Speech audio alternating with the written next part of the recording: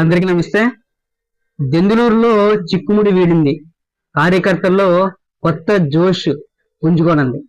అదే ఈరోజు దెందులూరు నియోజకవర్గ మాజీ ఎమ్మెల్యే, ప్రస్తుత తెలుగుదేశం పార్టీ ఎమ్మెల్యే అభ్యర్థి చింతమనేని ప్రభాకర్ గారికి చంద్రబాబు నాయుడు అయితే బీఫామ్ అందజేయడం జరిగింది. శ్రీకాకుళంలో సభ నిర్వహిస్తున్న చంద్రబాబు నాయుడు చింతమనేని ప్రభాకర్ గారికి ఫోన్ చేసి శ్రీకాకుళం రమ్మని అక్కడ ఆయనకి బీఫామ్ అందజేశారు.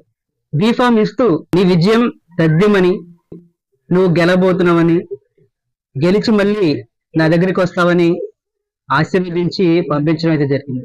ఈ వార్త తెలుసుకున్నటువంటి దెందులూరు నియోజకవర్గం కూటమి కార్యకర్తలు వారి ఆనందానికి హద్దులు లేవని చెప్పొచ్చు. నిన్నటి వరకు కూడా చింతమనేని మీద ప్రత్యర్థులు అనేక ట్రోల్స్ చేయడం జరిగింది.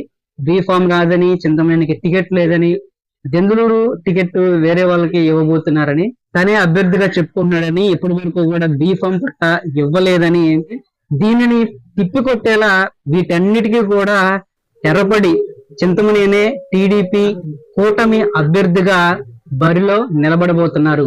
ఇప్పటికే చింతమనేని విజయం ఖాయమని తెలుగుదేశం పార్టీ వర్గాలు అంటున్నాయి. దీనికి మనం కారణంగా చూసుకుంటే మొన్న చింతమనేని నామినేషన్ కి ర్యాలీగా వచ్చినటువంటి ఆ జన వాహినియే దీనికి నిదర్శనం అని చెప్పి వారు అంటున్నారు. ఇక బీఫామ్ ఇవ్వక ముందే మొన్న 22వ తారీఖున చింతమనేని ప్రభాకర్ గారు అయితే నామినేషన్ వేశారు.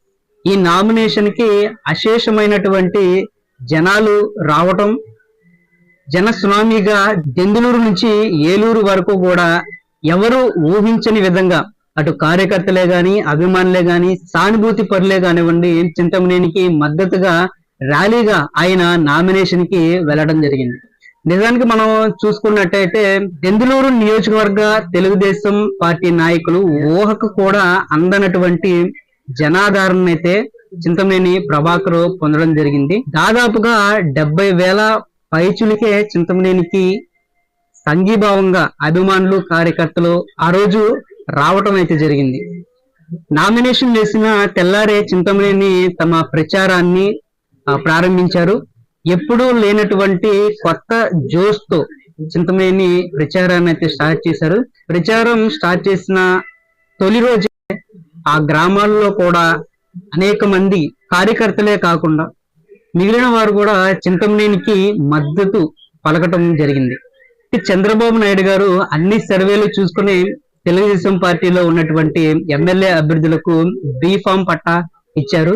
ఇక చింతమనేనికి కూడా సర్వేలు అనుకూలంగానే ఉన్నాయి కాబట్టి బీఫామ్ ఇచ్చారని చెప్పి తెలుగుదేశం నాయకులు చెప్తున్నారు.